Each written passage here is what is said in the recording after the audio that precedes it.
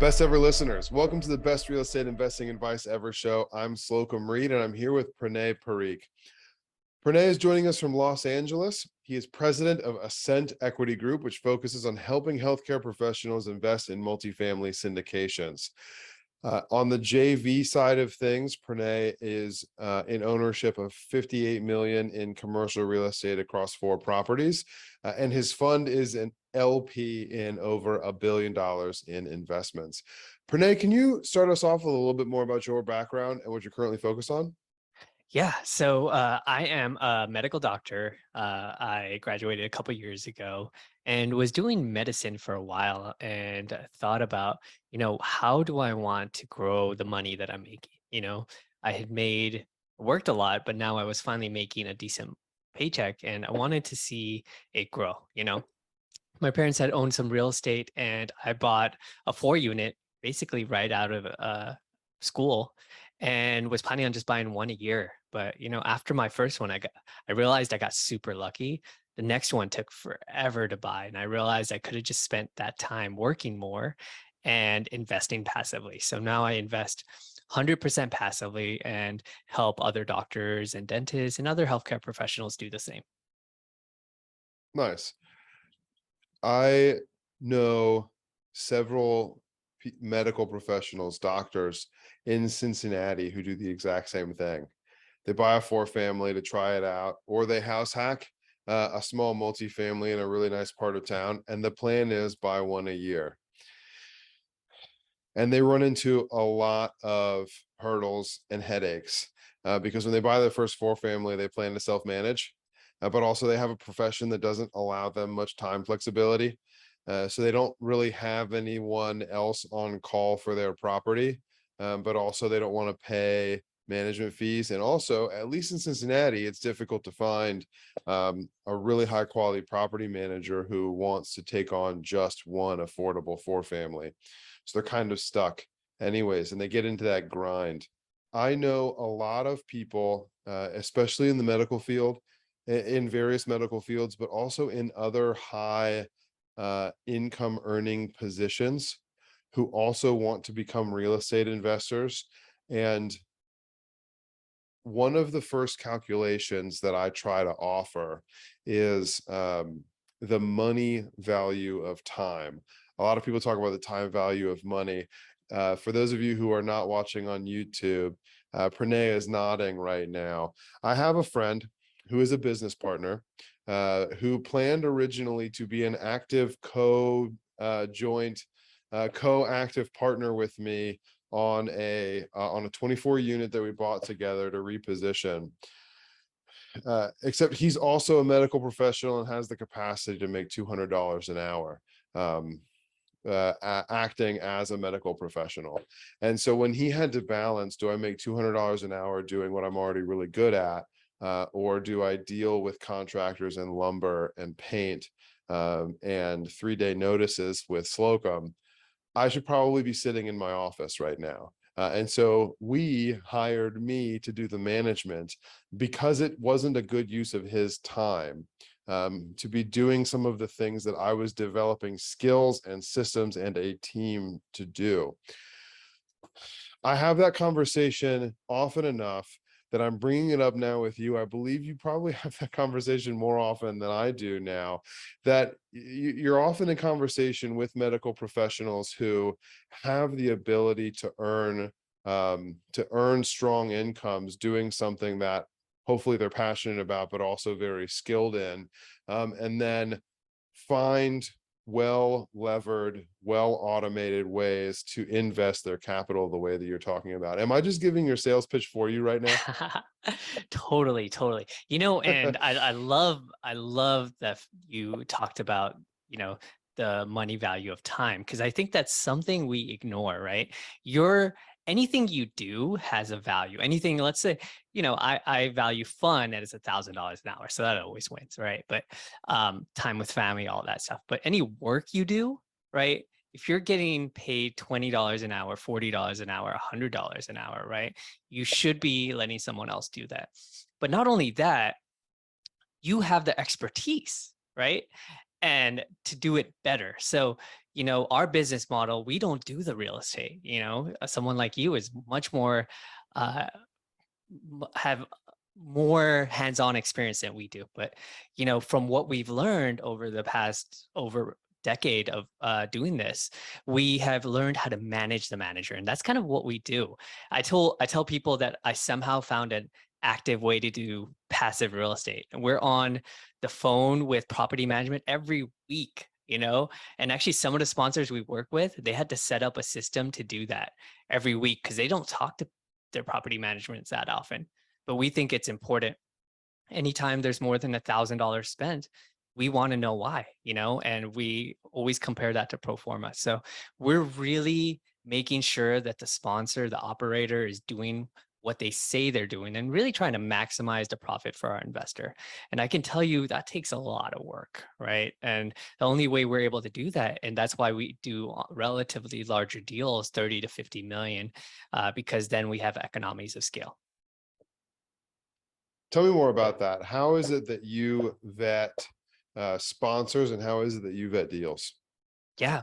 So by far the most important thing is to vet the sponsor, right? So if you put LeBron on a basketball team, it's probably going to get to the final, at least the playoffs, maybe the finals, right? It doesn't matter what the team is. So we look at first track record, right? Have they been through a recession? Have they been working together? And that's important. Have they been working together for at least 5 years, if not 10 years? A lot of people will like to say, oh, yeah, I used to work for BCE or I used to work for these other companies, but I want to make sure that the team has worked together and they're fluid, right?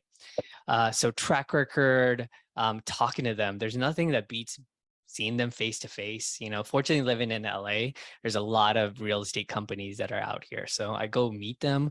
We go walk the properties. We go walk their old properties, right? And it's just, and I'm an LP investor. I don't do any of this for my own investments. It's too much work for a 50,000 investment, 100,000, right? But when we're investing 13 to $15 million per deal, it makes sense to do that.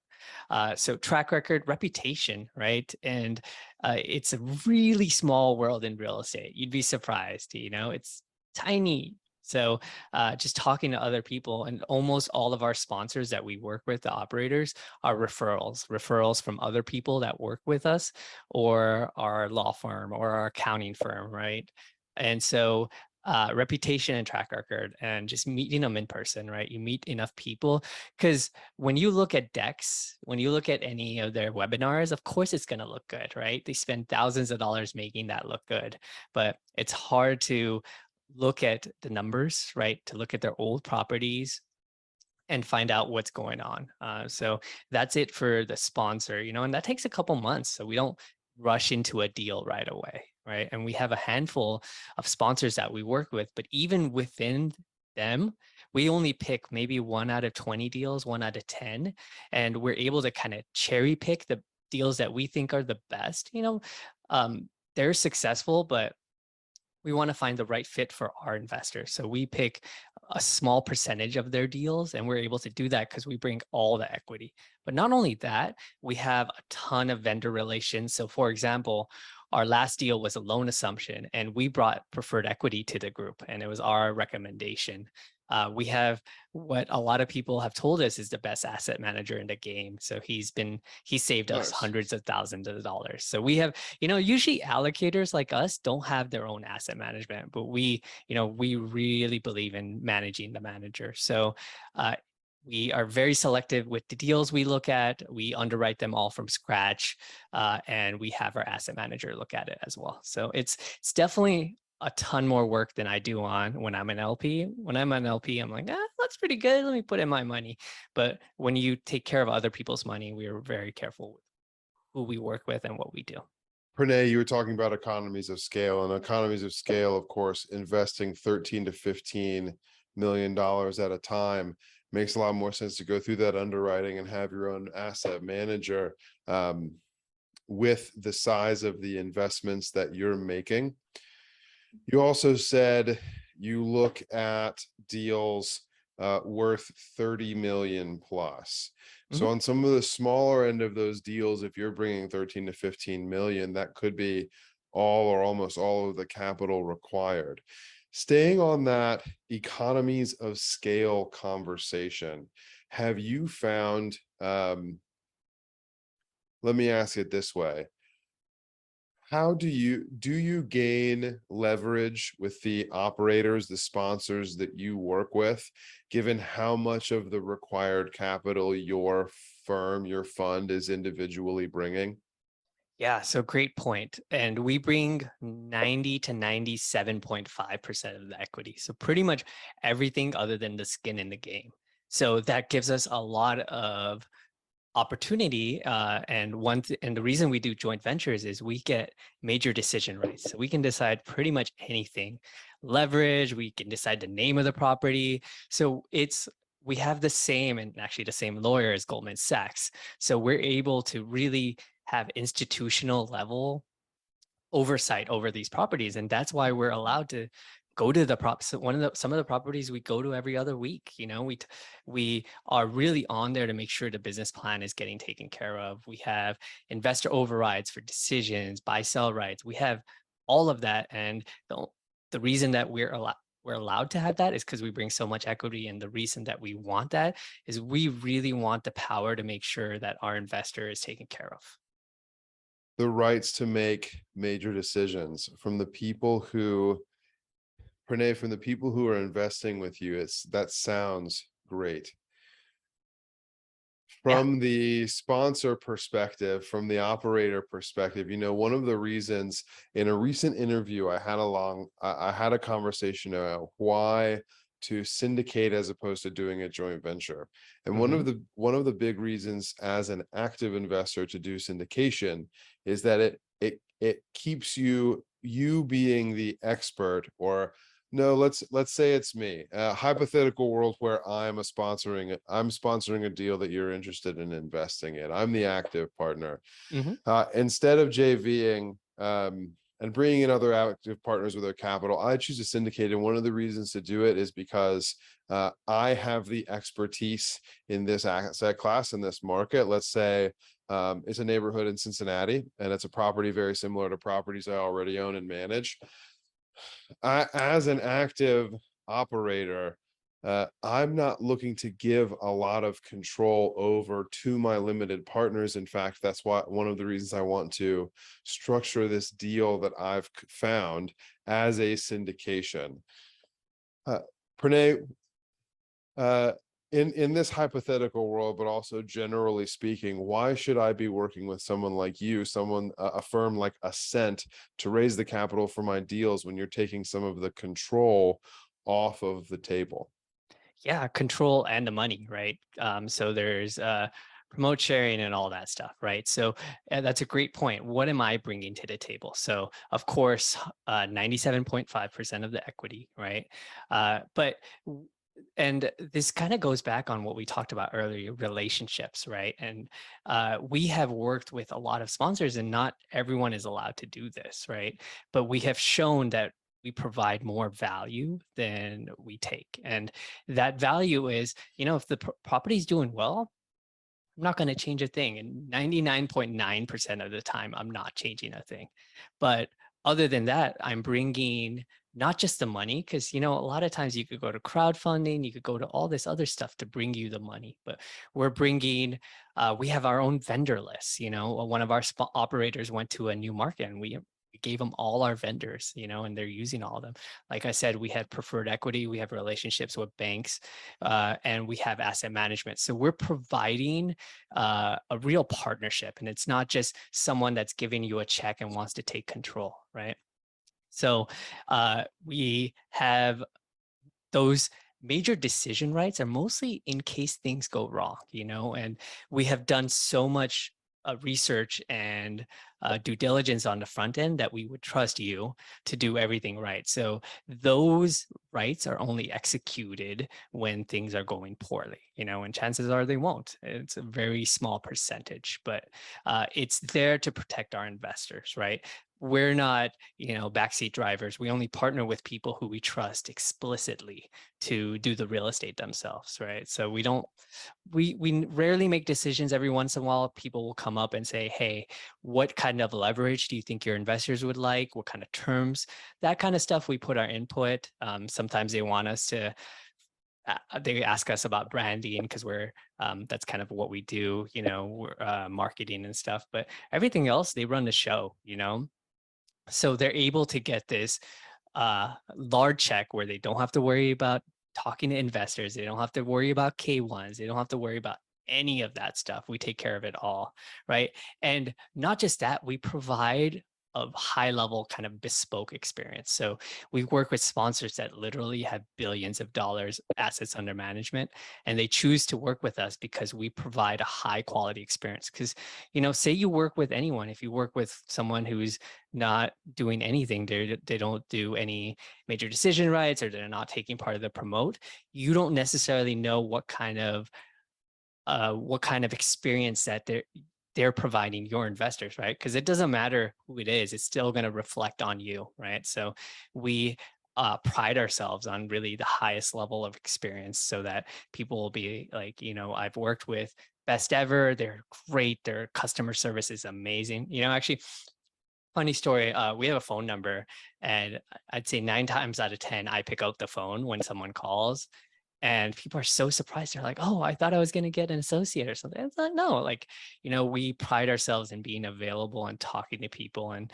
providing them the comfort, right? Because as a doctor, you don't really know real estate, and you're giving pretty large chunks of money. Our minimums are usually 50,000. So that's a lot of money. I don't care who you are, right? Even if you're a doctor, that's a lot of money. So it's nice to have that that experience where you're talking to someone. A lot of times people will say, "Oh, hey, yeah, I already wired 100,000, but I just wanted to talk to someone." And we're happy to do that. We're happy to provide any comfort, because it's not just a great investment that we want to provide. We want to provide sake of mind, so that you can rest easily knowing that your money is in good hands. That makes sense. Pranay, um, you talked just now about how most of your decision-making power only comes into effect when a deal is going poorly. Give us an example of a time when that happened. Yeah, fortunately, it hasn't happened yet. We haven't had to take over control. We have rights to remove the manager in case it has to be, but it's all kind of doomsday scenarios. But that's when you want the power, right? We have had to set things up where they weren't doing weekly property management phone calls, or they didn't have a system for us to go look at the property every 2 weeks. That, we wanted the property managers to be with there, because it was a property that just needed a little bit more work, and they had to move things around, and we're like, yeah, this is our right to do it, and it benefits them, and we never want to do something for the sake of doing, but getting on the phone with property management every week, like, that's a benefit for us, and I feel that at most points, having a couple more eyes on the finances, on the lease ups and stuff helps. Of course, if you're too much, right, that's a hindrance. But especially some people that have 10, 20. We work with this one sponsor, they have 70 active properties right now. So having us spend a little extra time on the handful that we have with them, it's a net positive for everyone. Gotcha. Nice. Well, Pranay, are you ready for the best ever lightning round? Yeah, definitely. Awesome. What is the best ever book you've recently read? Yeah, and I actually I've listened to a lot of podcasts of yours, so I got this one. It's called and it's a little bit different than probably most of your other people have recommended. It's called Farewell, Godspeed, and it collects the greatest eulogies of all time. Right. And so it just gives you perspective. And I find that a lot of times we lose perspective and we get so stuck in whatever we're doing, and get kind of tunnel vision. So hearing what other people have done in their lives, and the thoughts that other people have, it kind of reminds you what's important and what isn't. Nice. That's cool. What is your best ever way to give back? Yeah. So my wife and I, we adopted our dog from a shelter, and we love to do uh, any type of charity that really gives and supports animals. Nice. Thus far in your um, capital raising for commercial real estate investments, Pranay, what's the biggest mistake that you've made, and what is the best ever lesson that you've learned as a result? Yeah. So in the beginning, we had a fund administrator, and that's what everyone was using. They had billions of dollars assets under management, and they they just sucked. They were Oh horrible. yeah. Yeah, and we had to do for every one phone call that they took care of, we had to manage 3 or 4, Wow. and we were worried about taking everything in-house, right? We're all doctors, but to give people the experience and the level of attention that we want them to have, we had to do that. So it was very painful. We lost all the money because it was an upfront fee for each of our deals, and so we had to eat it, and we ate it from our own cash, not from the deal. But we thought we would move everyone, and now we take care of all the asset management and the administration ourselves. So try to control what you can, and uh, just be careful. Even if something is used and industry standard and used by a ton of people, you have no idea what the quality is going to be. That's helpful for sure. Pranay, what's your best ever advice? Yeah. So I want people to really think about what you want to do and where you want to be. I got into real estate because I wanted a good investment vehicle. I didn't want to be a real estate tycoon, but I kind of fell into that a little bit, and I wasted hundreds of hours buying my own real estate when I really just wanted a good investment vehicle. And honestly, if someone had created a Cent Equity Group before I did, I would have probably just invested and not created it. But I think having an idea with what you want in your investments, like, do you want a hobby? Because active real estate it's a great way to have fun, but it is a hobby. It's a second job, and I find that 80 to 90% of doctors don't want that. They don't want to do real estate. Some do. Some people love getting their hands dirty, but most doctors just want to practice medicine, but they want to practice medicine on their own terms. And I think that passive real estate is a great way to do that. Where can people get in touch with you? Yeah, so I'm very easy to get a hold of. Pranay at ascentequitygroup.com. There's ascentequitygroup.com, which is our main website. You can sign up for our newsletter. And then I also have a podcast. It's for doctors that want to be entrepreneurs. It's called From MD to Entrepreneur Podcast. Awesome. Pranay, thank you. Best ever listeners, thank you as well for tuning in. If you've gained value from this conversation about passive real estate investing and gaining leverage as a passive investor through a firm like Ascent, please do subscribe to our episode. Or you can't subscribe to an episode. Let me Pranay, thank you. Best ever listeners, thank you as well for tuning in. If you've gained value from this episode, please do subscribe to our show.